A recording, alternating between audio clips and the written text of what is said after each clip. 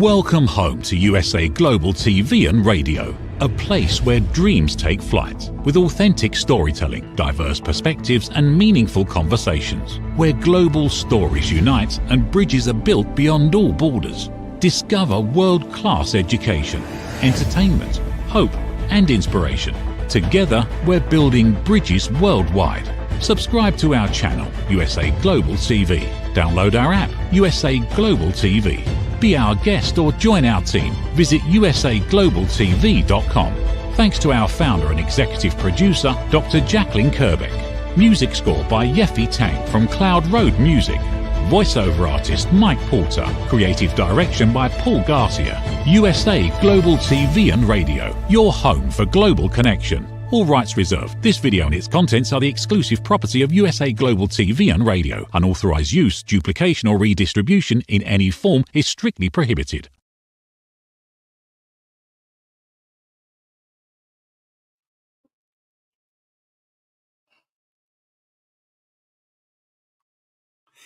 Howdy y'all, this is red.olaughlin on Talking Heads on the USA Global TV and Radio Network.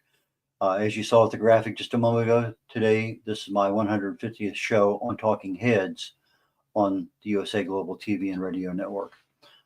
They have a couple channels on YouTube. One of them is just slightly under 100,000. Expect to reach that 100,000 mark here very shortly.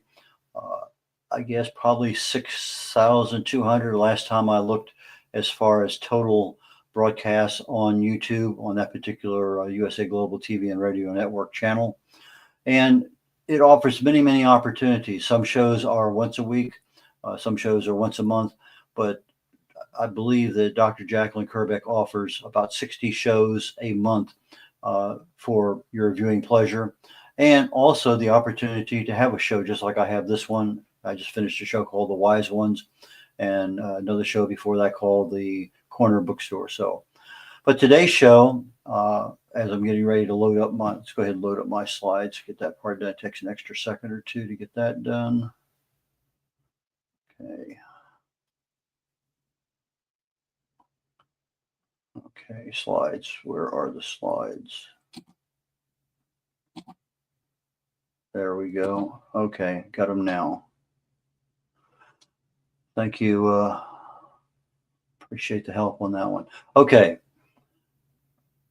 Before I get into the topic and everything, aging, it's something that we're all familiar with. We go through it ourselves. We see it in our kids. We see it in our parents, grandparents.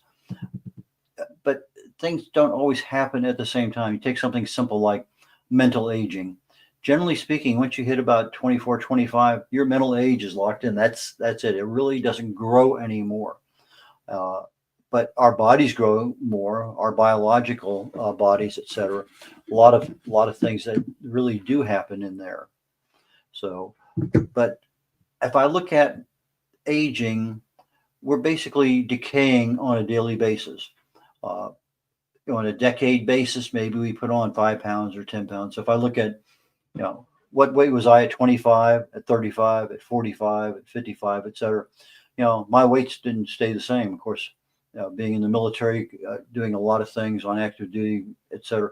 And then all of a sudden I'm back to, now I'm in a civilian job. I have more of a 9-to-5 environment.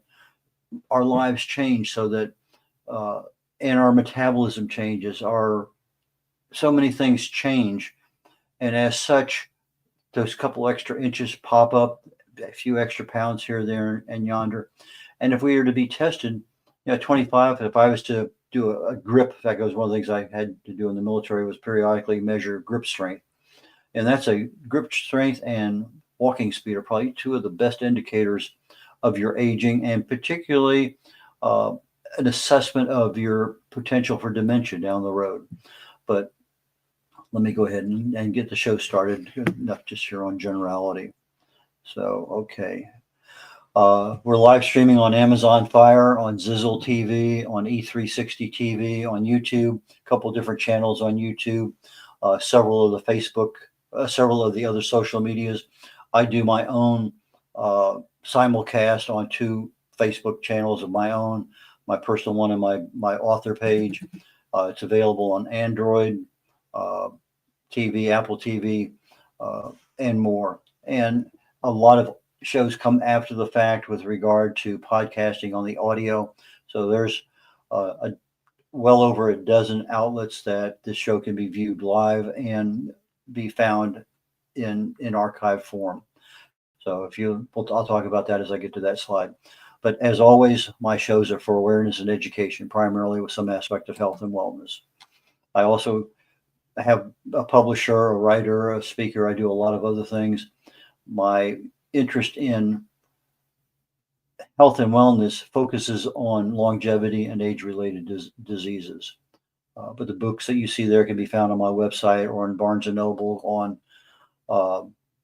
KDP, on Amazon, probably another half a dozen to a dozen publishing events, all found on my website, red.olaughlin.com. If you're looking for live shows, you just go to YouTube, USA Global TV /streams, and that'll give you the live shows that are happening today. If you want to take a look at a show that was done last week or last month or last year, just go to the USA Global TV on YouTube and /archives and do your search. And then on my website, red.olaughlin.com, I have all of the video shows also archived. My topic today is aging from our 20s to our 70s. I'm not a medical doctor, never been in the medical field nor the pharmaceutical field. I'm a researcher. I research the human body at the cellular level, chemically speaking. I look for cause and effect relationships. Treat a cause, fix a problem. Treat symptoms, and you'll always be treating symptoms. But the underlying cause may still continue to grow. My first true love of life was chemistry, long before I ever met my wife. Got a degree in it, got an invitation to Vietnam, came back, picked up another 4 academic degrees in different subjects for a variety of reasons. Also have a bunch of professional certifications that went along with the jobs I had in my civilian life. I'm a retired Navy captain for 31 years in the military. Was very fortunate to visit 61 countries. And as I mentioned, I focus on cause and effect relationships. Been married 56 years. In July, I'll be 57. We have a couple kids, 3 grandkids, and 1 great-grandson just turned a year in January. I'm a best-selling author, written 8 books, independent publisher. I published over 40 books for other authors. I'm a distinguished Toastmaster, writer, over 1,000 LinkedIn articles, all original content. And reiterating, the purpose of my discussions today, my presentation, is for education and awareness. During 2024, I was fortunate to be selected as the number 2 and the number 6 TV host on the USA Global TV and Radio Network for my series, The Wise Ones. So with that, I think we're almost ready to get started. I wrote a book a few years ago called Longevity Secrets for Healthy Aging. It's how to live to 100 years of age with the body of a healthy 50-year-old and the mind of a 25-year-old. Well, we just talked the fact that our mind really doesn't grow much beyond 25, but our bodies certainly grow well beyond 50 and sometimes even beyond 100. But that covers a couple different aspects of aging, our telomere length and our human growth hormone factor. And so as you get older, you start having issues with both, and our aging. But that's a good book if you're looking at some of those things. In fact, I like that book so much, I only picked a couple.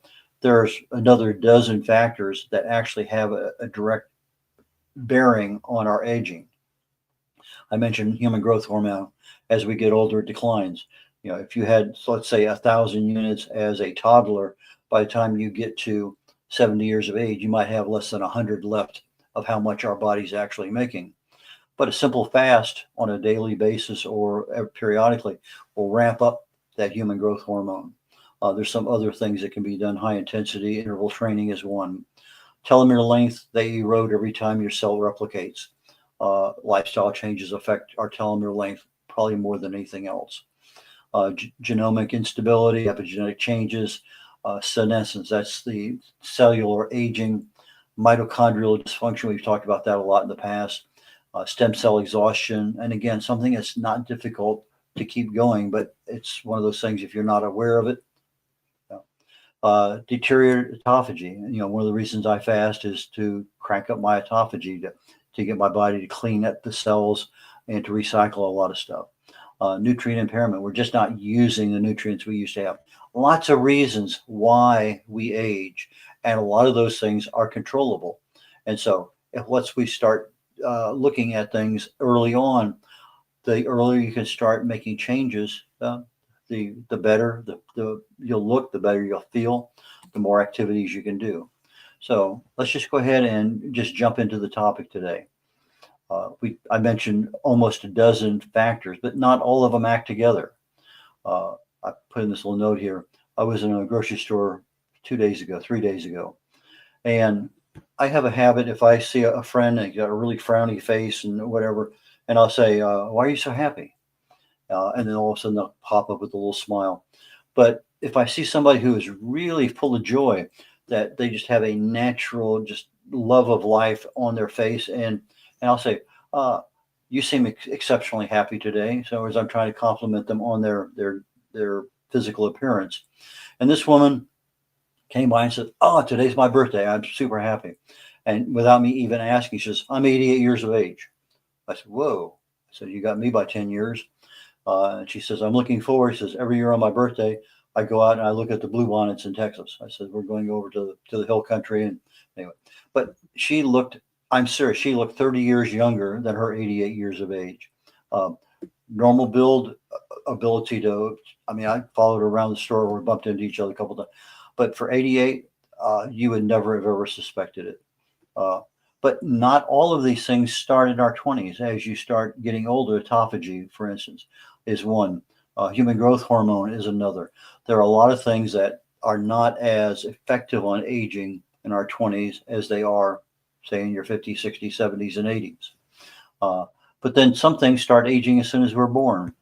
As we're going through inflammation, oxidation, all those things have some effect on our organs, on our tissues, on our life in general.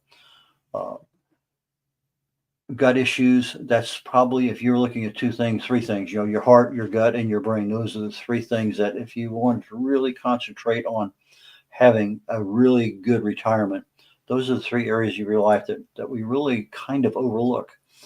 Early on, we basically are bulletproof. We think nothing can happen. We don't even think of disease, death, anything. It just, we're out, we're having fun, and we're just enjoying life. But it erodes. So I'm looking at this thing generically. Yeah, some people are obese at 15. Some people have some heart conditions at 20 years of age. But I'm looking at what is the generic disposition health-wise of people every decade, and I'm splitting it down the middle at 25, at 35, at 45, etc. And we should focus on what we should do, not what we've done. Although sometimes what we've done, if we apply a good lessons learned, we can make some good changes. I remember one time coming back from Europe, and I had my very first bone density test, and I was osteopenia, and it just floored me. I couldn't figure out why. It took me about a year. And at that time, I wasn't a researcher, but I was cognizant of, I want to know why I had weakened bones. I'd been a runner for decades. I'd lifted weights for decades. I should never have had a concern about osteopenia. But once I found out what caused that problem, then I could make changes. But as we go through life, our lifestyle priorities, they change, our concerns in life. Sometimes we're constrained by age. Lots of things happen to us. But I think most of us are really and truly interested in what options are available to us that we could either stop potential problems from happening or even possibly reverse potential problems. Let's say I'm starting to have pre-diabetic. Well, maybe I want to reverse that. Maybe I got that extra 40 pounds that I don't want to become obese, but I'm right there on the cusp. There are things that I can do. Maybe I'm stressing out too much. Maybe I have other issues. Well, right now I'm primarily looking at physical, but there are similar things with mental and emotional health that can be looked at from our 20s through our 70s. So let's look a little bit about our 20s. Some of us are there. My grandkids are in their 20s, and I can remember back to that period of time, just actually got married, went in the military, ended up in Vietnam, ended up just about the time my 20s was over. The Vietnam War subsided. They decided that I no longer needed to be on active duty, and I was ushered out of the service and joined the reserves. Yeah, I can remember my 20s pretty well, even though that was 50 years ago, more than 50 years ago. But we had time.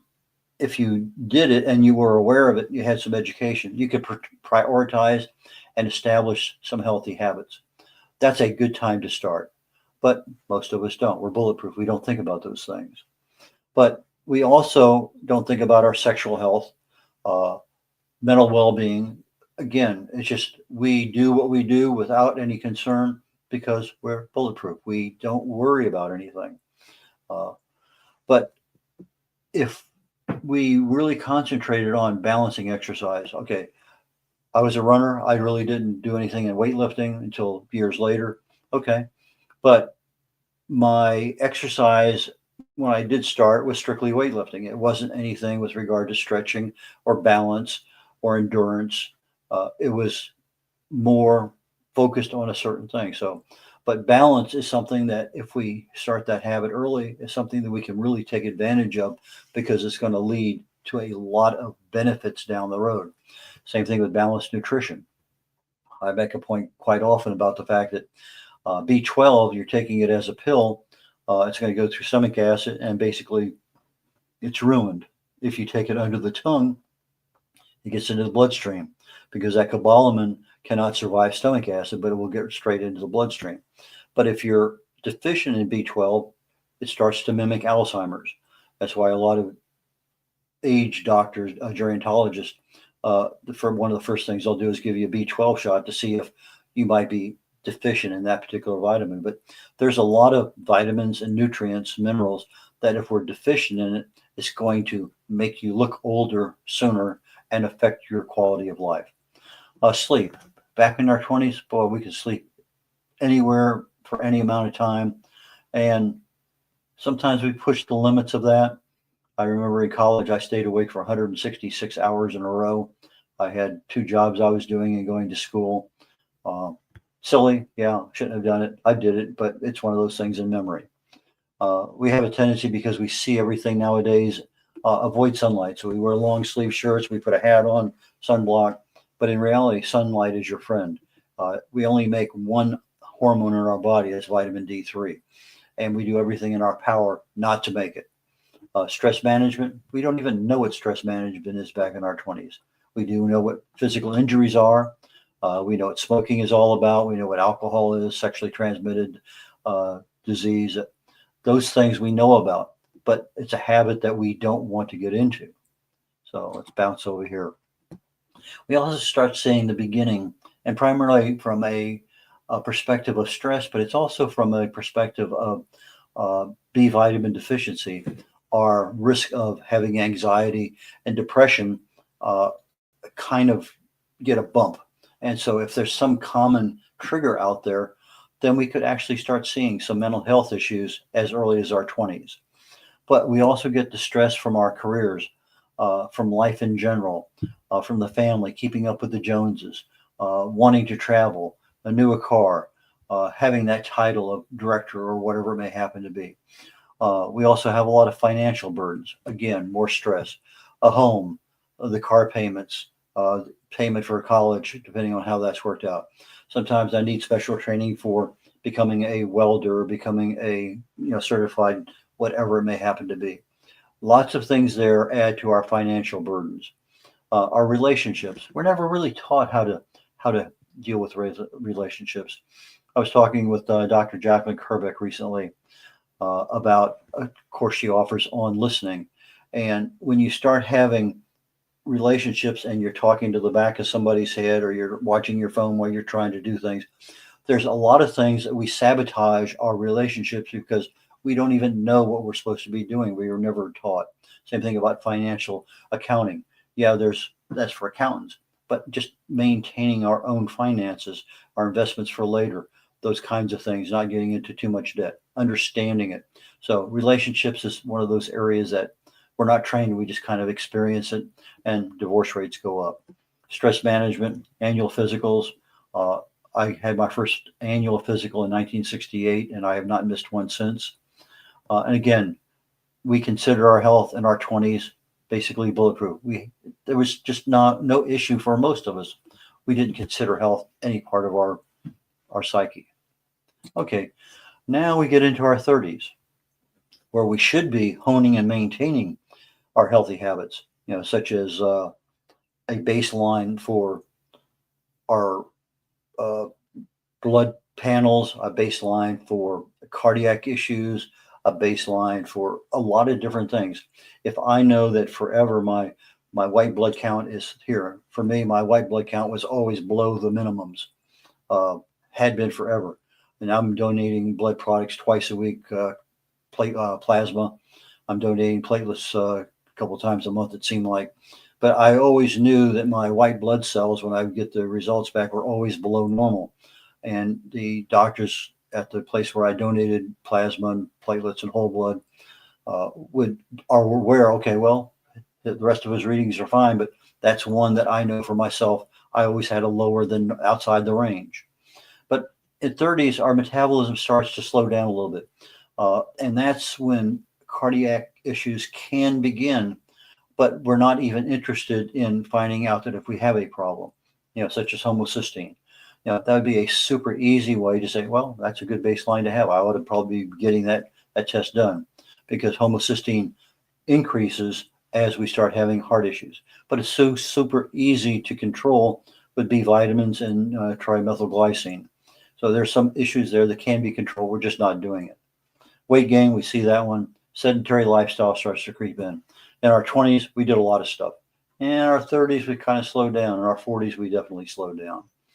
Eating habits, well, the habits we had of eating was probably too much, the wrong stuff.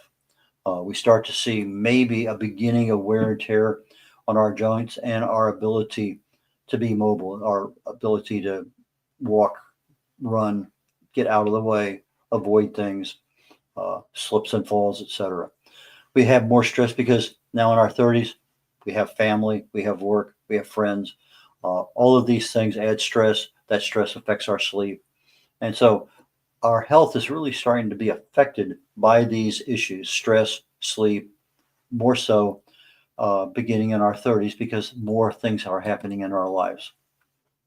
And I should be really and truly assessing my lifestyle choices as opposed to just having the habit and doing things. Now, if the habit is a good habit, such as portion control, I switched over years ago to having a salad plate as my primary dinner plate. And that's, you put the food on there, that's what you have. But we go to an all-you-can-eat restaurant, and you take that plate and you fill it up, and you dump it in the trash, and you go back and get another plate, and just goes on and on and on and on, because it's all you can eat. We don't have that lifestyle choice in our mind that pick what I really and truly need to have my nutritional balance, to enjoy the food I have, rather than just gouging everything down.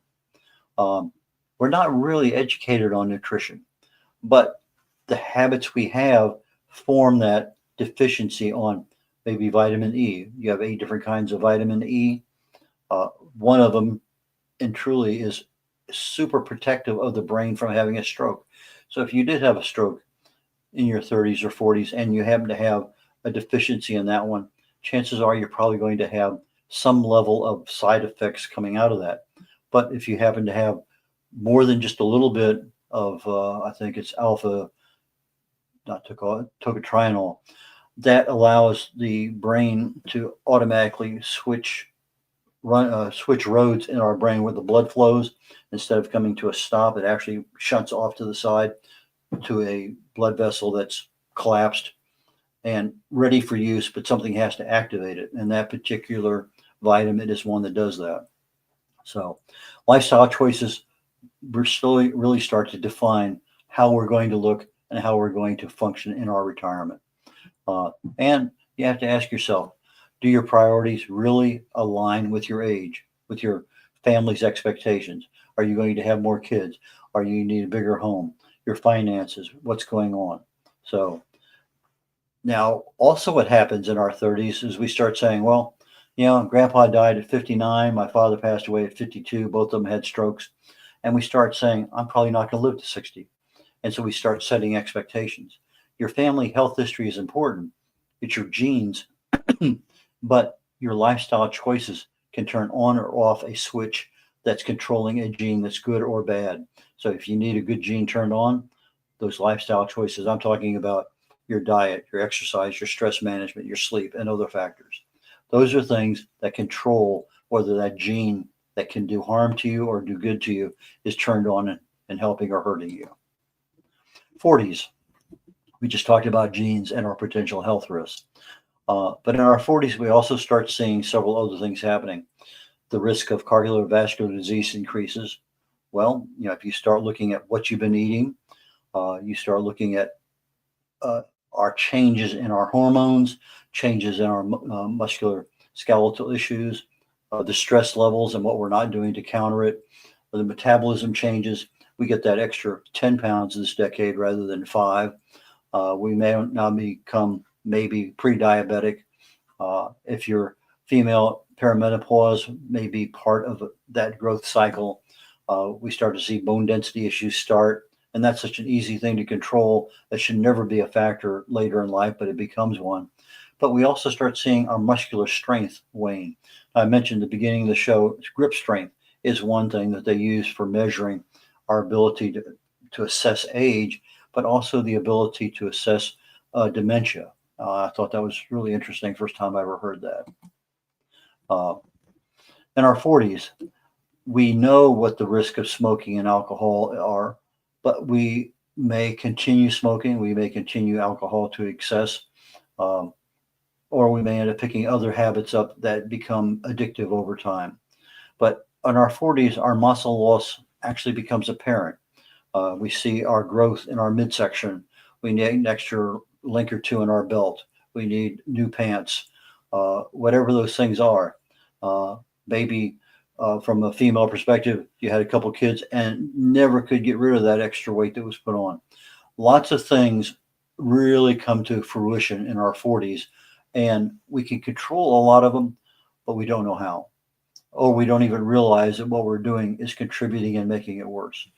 Uh, but we got kids, we got schools, we got finances, we got job movement, stress, stress, stress, stress, stress. Again, it's not the stress that's happening to you. It's what you reach out there and grab a hold of and you won't let go. That is the stress that's really the problem. Lots of ways of getting rid of stress.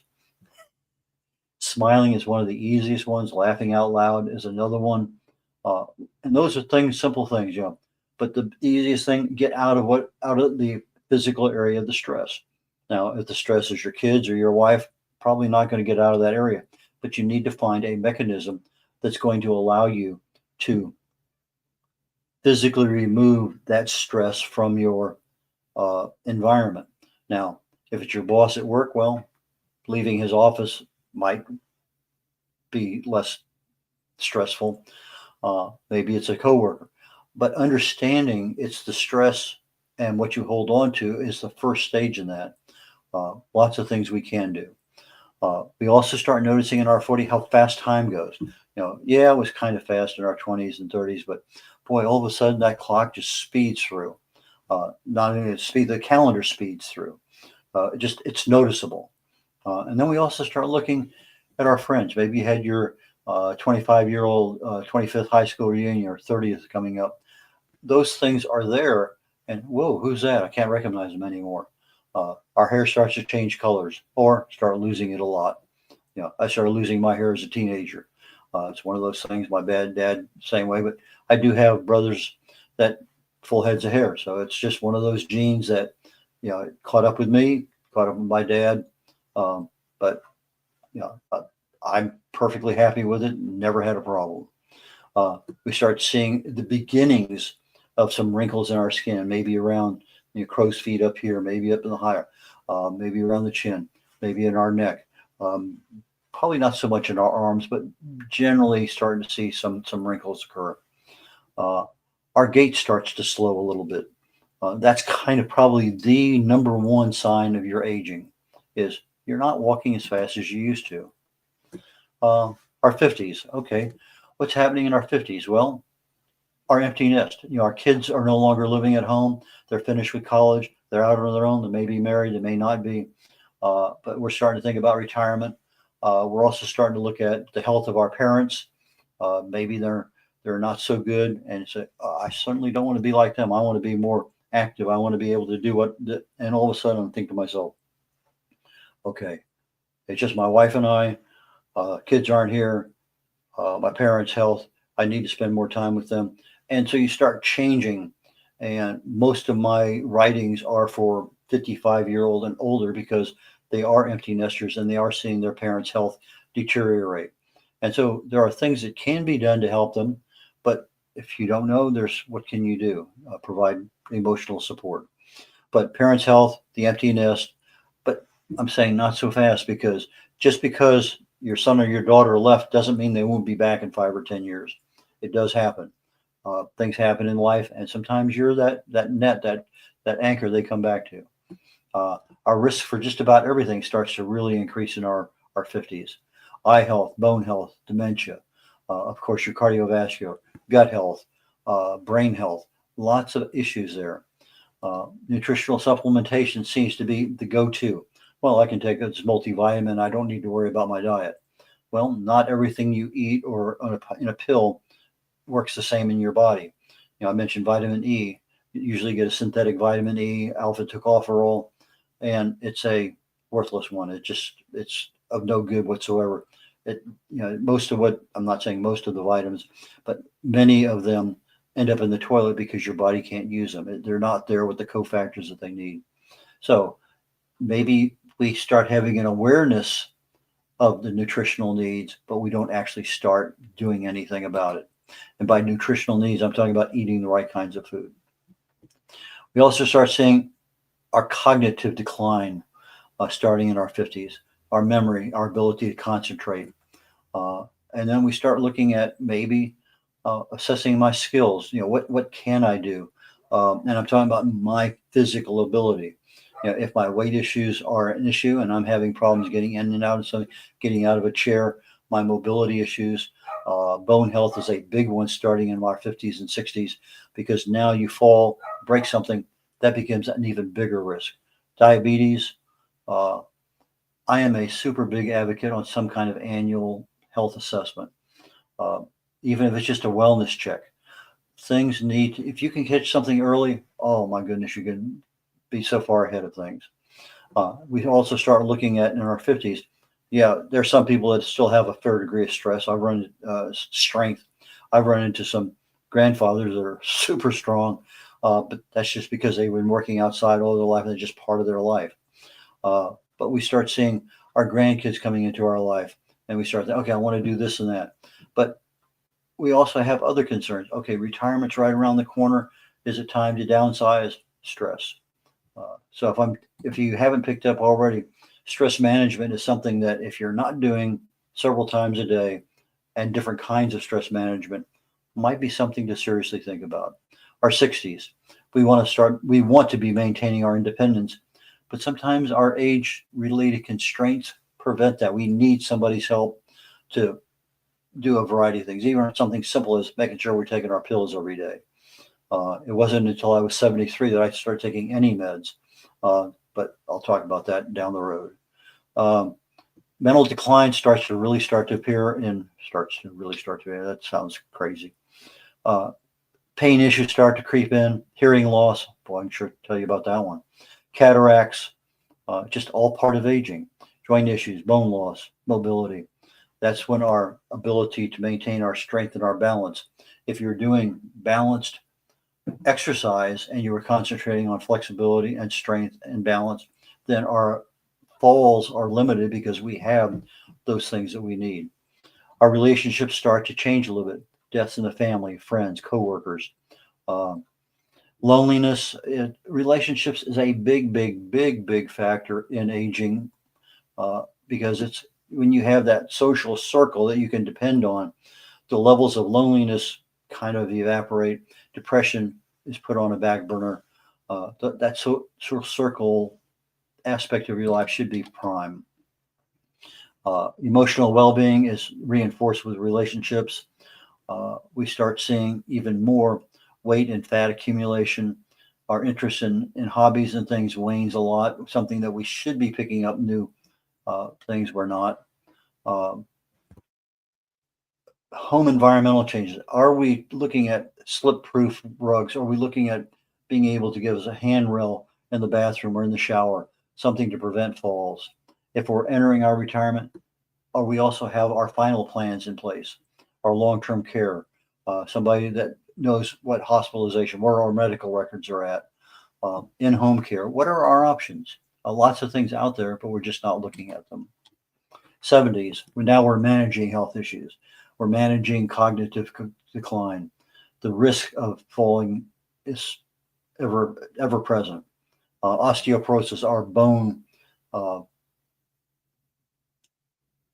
porosity, bone density is an issue. Breaks easily. Frailty, basically looking and being old. Our eating habits. Uh, and this is where maybe you ought to have somebody come in and review your nutritional concerns. What can you change easily that you can do with yourself? Exercise, again, balance, strength, flexibility. Pain management. This becomes a major issue as you start getting into your 70s because a lot of times you end up with medication interference, and even a good pharmacist doesn't know everything, but it's a factor. Walking is probably one of the best exercises you can do in your 70s. Get checkups from specialists. In other words, I didn't have a half a dozen specialists that I have now when I turned 70, but I certainly have them now because of things that have come in. Uh, Diet, low impact exercise is more important. Mental focus, again, a little bit of stress. If I can't do things, I start getting frustrated. Death concerns, cancer, forgetfulness. We start hearing that term comorbidity with COVID, but comorbidity and health tie in because now I have cardiovascular issues. I may have some dementia concerns. I may have some gut issues. Lots of things get into it. And then all of a sudden you say, how did I get in this condition? Or as one famous phrase, if I knew I was going to live this old, I would have taken better care of myself. But so what would I do? I'm currently 78. At 73, I was on no drugs, no meds, nothing. But I was exposed to Agent Orange in Vietnam. A lot of things started happening with my heart and other issues. So I had a full-blown cardiac baseline, and I had a full-blown cardiac baseline when I was 71, and it helped immensely at 73 to be able to say, yeah, this changed. I see more doctors now on a regular basis than I ever have in my entire life. It seems like I have a 4-month or a 6-month appointment all the time. I'm on 5 drugs for some cardiovascular eye, and I'm wearing hearing aids that I never thought I would be doing. But when you fly for 16 years, it's one of those things that kind of happens in addition to being old. As I mentioned earlier, I had my first annual flight physical when I was 68, when I was getting ready to go in the military.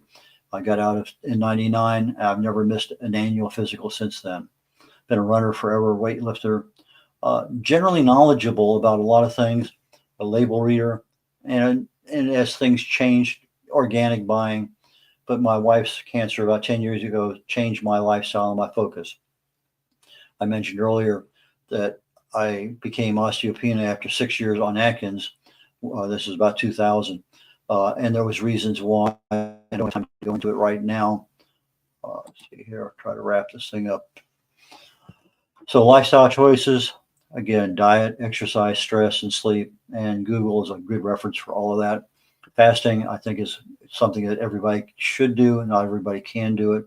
But it basically allows autophagy, your body's cleaning and recycling, immunity reset, more organic, get rid of any toxins that might be out there.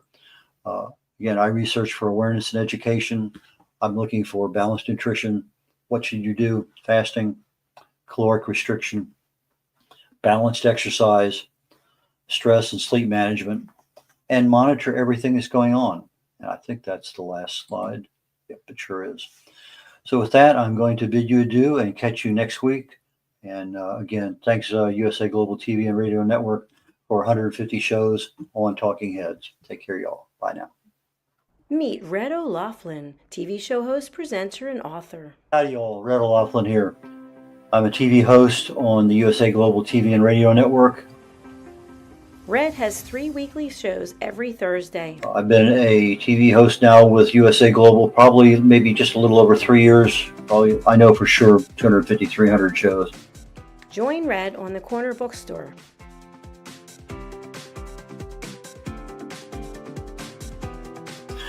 The Corner Bookstore is one where we talk to authors, publicists, publishers, editors, cover designers, anybody associated with the writing and authoring book production business.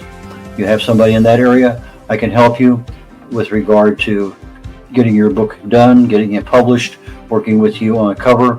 A lot of things I can help people with, and I have probably maybe published over 40 books for people so far. Join Red on The Wise Ones.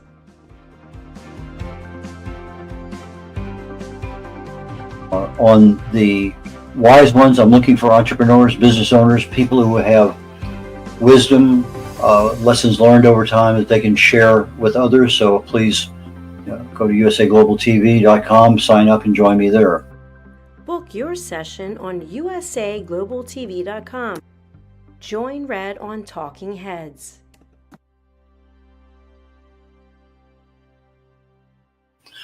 On Talking Heads, I take my experience. I fell in love with chemistry many years ago, got a degree in it, got an invitation to Vietnam, never practiced chemistry per se, but I did get a chance when my wife was going through chemo to get back into the chemical end of things. I started looking for cause and effect relationships. I had been working at a company doing cause and effect analysis on failures in the field on various products that we made. So I said, why not look at the cellular structure in the body? The chemicals are chemicals, they do certain things.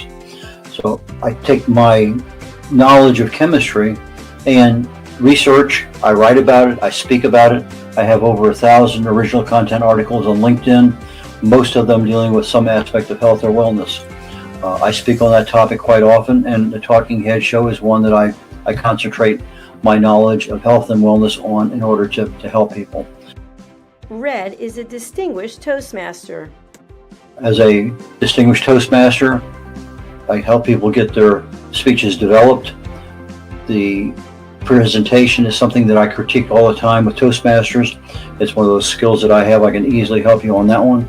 So from the position of writing, publishing, book coach, speaking, and being a keynote speaker at an event or virtually, depending on how things work out.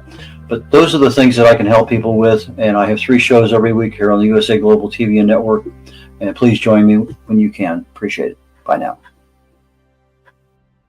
Here are some of the books that Red has written and published. Contact Red at red.olaughlin.com. Thank you, viewers and listeners of USA Global TV and Radio, for joining us today. We're honoured to have your time and attention as part of our global community. At USA Global TV and Radio, we believe in the power of authentic conversations, meaningful connections, and creating a world of possibilities together. Want to be part of something bigger? Join our team of elevated listeners at usaglobaltv.com, a space where your voice matters and your ability to listen transforms relationships. Stay connected with us across all our platforms for thought-provoking discussions, expert insights, and empowering stories.